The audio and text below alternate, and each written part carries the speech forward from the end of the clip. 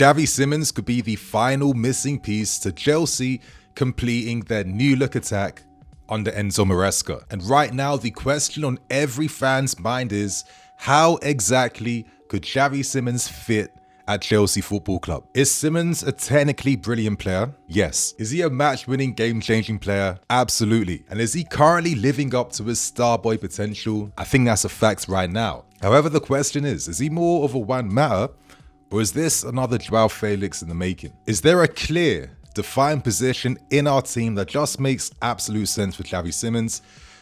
Honestly, I don't know. And that's exactly why I am making today's video. I want to see how Xavi Simons could fit under Maresca at Chelsea. And there's one thing though that is the key word I want you guys to remember in the back of your minds as you watch this.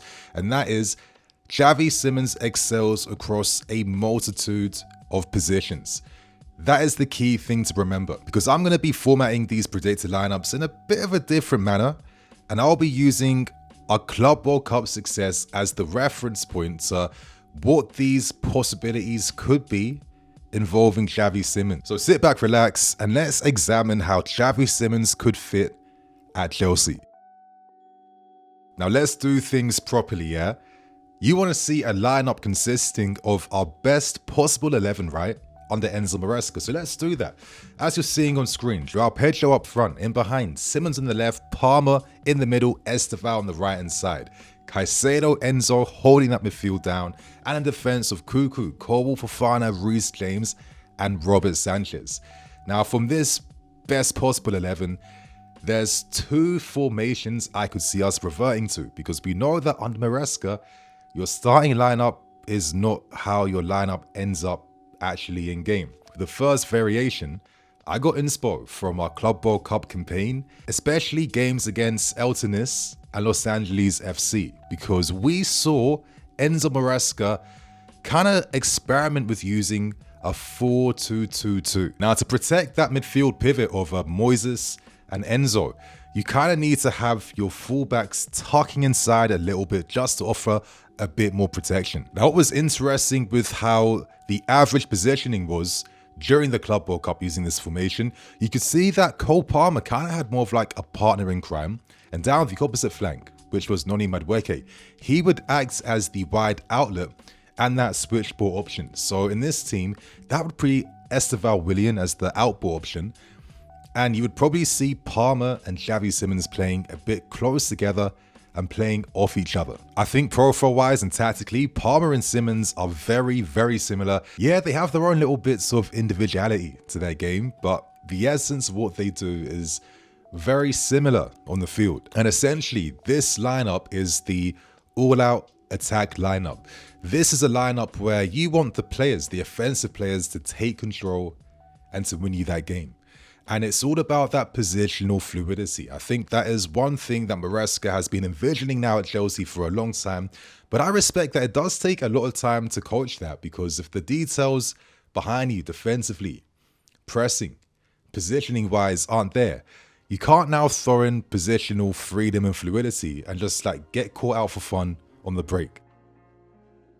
Now for the other variation, this is more in line with what we've seen under Enzo Maresca. More of like a classic 3-2 build-up, and of course, 4 in behind the striker. Joao Pedro up front, Simons on the left, Palmer on the left with him, Enzo and Estevão. Essentially, Enzo and Estevão offering that strong foot, weak foot link-up play down the right-hand side. You would see Reece James tucking inside, inverting alongside Caicedo, because Reece has been improving now in terms of what he's doing in midfield and how he's performing that role, which is exciting. And behind him is Cucurella, Cole in the middle, Fofana down the right-hand side, and obviously Sanchez in goal. Now, with someone like Joao Pedro up front, with his fluidity, his possibilities to try and pin defenders, withdraw from play, you know, become that extra link-up option for players like Palmer and Simons to play off, you're allowing for a lot of runs in behind vacated spaces. That is the beauty behind having a striker this good across all zones. Simons here on the left-hand side would have license to take turns interchanging with a Cole Palmer. Now, Simons can operate down the left-hand side, and I'd say one of the best games in his career at the moment was in a 3-3 draw against Bayern Munich, where he bagged 2 assists in that game. And he was doing that from the left side, where he's kind of played a lot of times for Leipzig down that zone. The heat maps reflect that. And in this area, he can drift wide. He can receive wide and tuck inside, moving in more central, which is positions he likes to do. But most importantly, when you're a defender or a midfield player and you want to start to play forward, Xavi Simons is that guy. He was dropping deeper behind the opposition's midfield lines to receive the ball. And in these areas, this is where you see his half-turn skills, his press resistance, his ability to just use his body orientation to kind of just fool opposition players in one turn. This is the benefit behind having Xavi in an area like this. And I could envision him and Palmer taking turns in these areas, causing so much confusion to the opposition. I think one thing that Palmer can do is definitely play with great players and take turns. He's not really that selfish guy unless he's had to be in particular parts. He really is more of like an altruistic player that knows how to play with others. And I think this is why on paper, there's the potential for this to make sense, because Palmer offers the end products and the goals, but Simons offers us something new, that central progression, elite ball progressive skills, and most importantly, the solutions against those low blocks. So that's the best 11 team. Now for this next formation, we saw this formation in full effect versus Fluminense in our 2-0 win. It started off as a 4-3-3, but then it converted into a 3-1-6. And for this formation, with this use of Xavi Simons, this is against those pesky 5 at the back teams, those deep low block teams that have been causing us so many issues and problems in recent years. This is the optimum way to use Simons to help you get more points against these teams. So it starts off 4-3-3. Simons will be on the right hand side, Gittins on the left, Pedro up front, a midfield 3 of Palmer, Caicedo, Enzo. Defense of Cuckoo, Coral, Jadaba, Gusto in this lineup in particular, and Sanchez in goal. This would then convert to Pedro leading the line, a 5-man attack behind him, Gittins on the left as the outlet, Enzo, Palmer and Simons in those central areas, and Gusto offering width down the right hand side. This is why he's in this team for this particular formation used against this particular opponent. The rest of the team explains itself, and essentially one of the weaknesses we had last season against these 5 at the back teams was that they could match us man for man. And when they defended compactly and reduced the spaces and reverted deeper, they were able to overload us between the lines, stopping much strong, creative central progression. Maresca's introduction of a 3-1-6 has been really masterful, and I feel like this could be the optimum way to find solutions now against these low blocks. And I think the reason why you can do this now compared to last season, where listen, he did experiment with Joao Felix at times, and even Nkunku, I think he felt like off the ball these guys weren't it.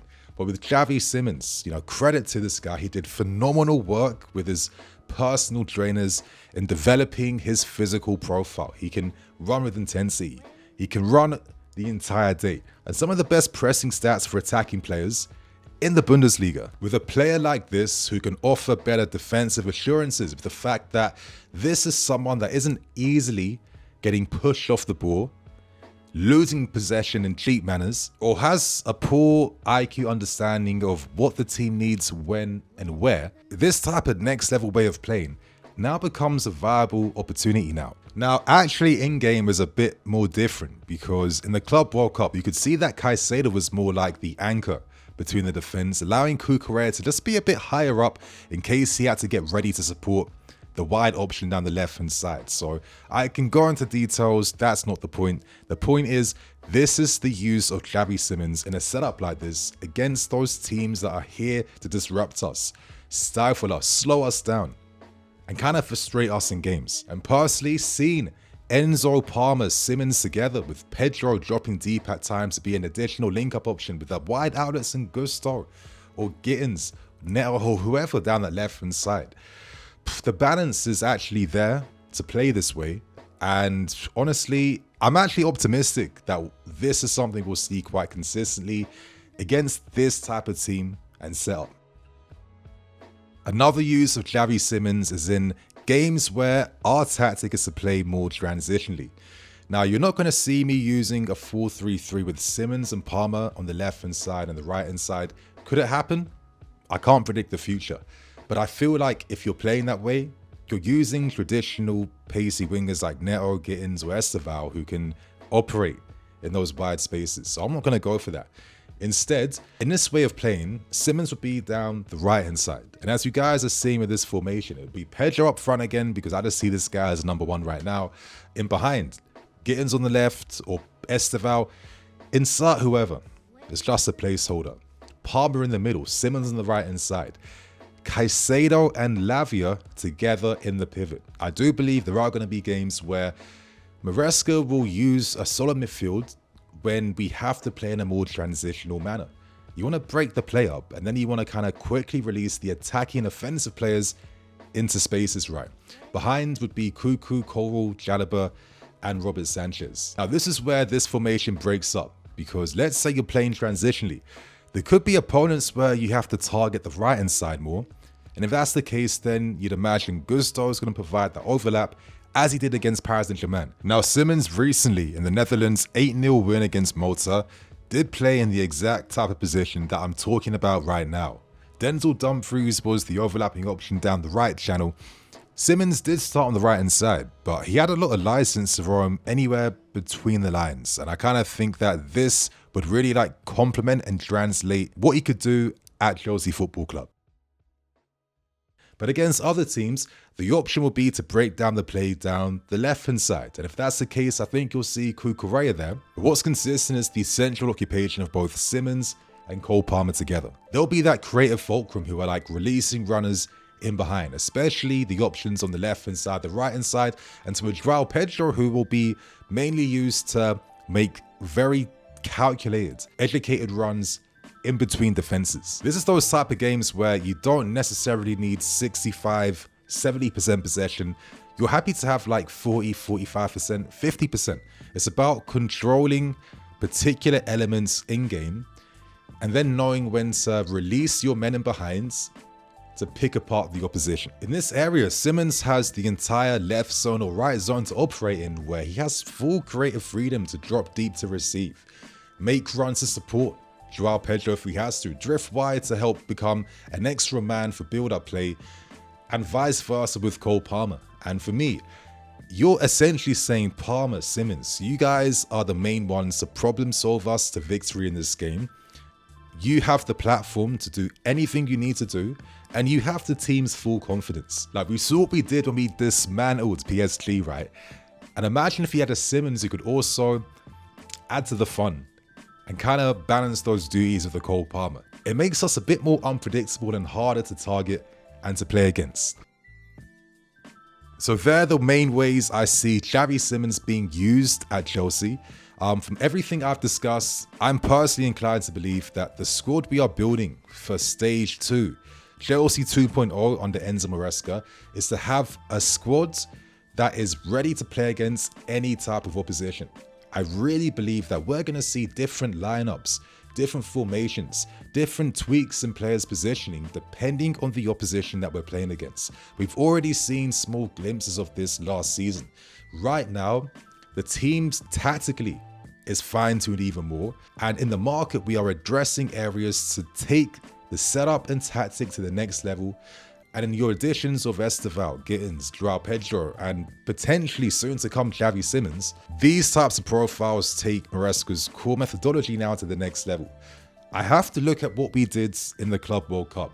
The Club World Cup was the perfect showcase for Chelsea 2.0 in full effect, because we came prepared with different setups, different ways of playing, and I strongly believe it was this tactical unpredictability that made us lift the Club World Cup right in the end. So there you have it, my friends. That's my video. Don't see this video as it's exclusively where Xavi Simons is only going to play, but see it as where Xavi Simons can play depending on what the team needs. Where do you think he could be used, and what's the best way to use him for you? Get typing, get active, you guys, and I'll catch you later with some more videos. Cool.